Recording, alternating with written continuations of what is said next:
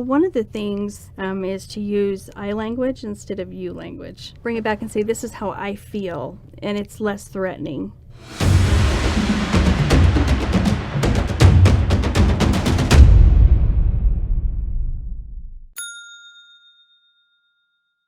What are some of those approaches that you can do in order to come out and in such a way that the affected person is not going to just recoil? It's like, no, I don't have a problem, because it's always going to be like denial probably and things like that. So how do you approach this kind of a problem? One of the things, even in a lot of the therapy classes that I've taken, is to use I language instead of you language. Bring it back and say, this is how I feel, and it's less threatening. And they're more apt to stop and think about, oh, maybe I could do something different, or maybe we could try this. Once you just start saying you, then it kind of puts them on the defensive, right? So that's one of the big things that they talk about. And just to know your addict, to know the triggers. Another big thing that probably actually kept Ashlyn out of the drugs as long as we did was family unit. We had dinner at night every night together, and we loved to go everywhere we went. We loved to go together, our family.